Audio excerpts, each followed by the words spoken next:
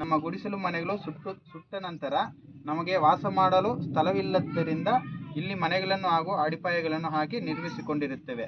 ಆದರೆ 2012ರಿಂದ ಈವರೆಗೂ ನಮಗೆ ಯಾವುದೇ ಹಕ್ಕುಪತ್ರಗಳಾಗಲಿ ಹಾಗೂ ಪಂಚಾಯತಿಯಿಂದ ಖಾತೆಯಾಗಲಿ ಆಗಿರುವುದಿಲ್ಲ.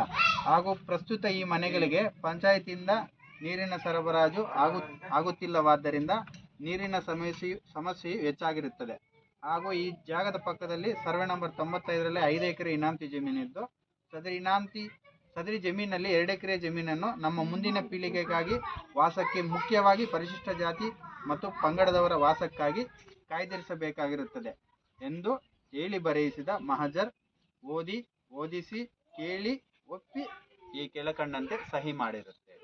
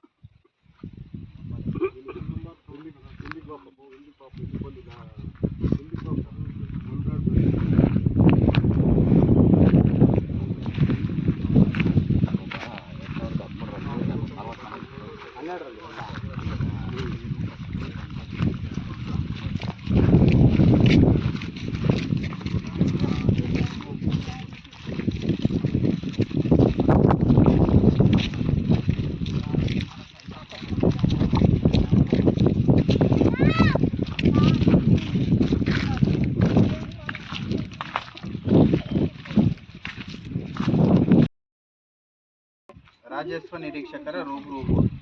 ಇದೇ ಬೇತ್ಮಂಗಲ ಹೋಬಳಿ ಕೂಳೂರು ಗ್ರಾಮದ ಗ್ರಾಮಸ್ಥರುಗಳಾದ ನಾವುಗಳು ಹೇಳಿ ಬರೆಯಿಸಿದ ಮಹಜರ್ ಕ್ರಮವೇನೆಂದರೆ, ಇದೇ ಕೂಳೂರು ಗ್ರಾಮದ ಸರ್ಕಾರಿ ಖರಾಬು ಜಮೀನಿನಲ್ಲಿ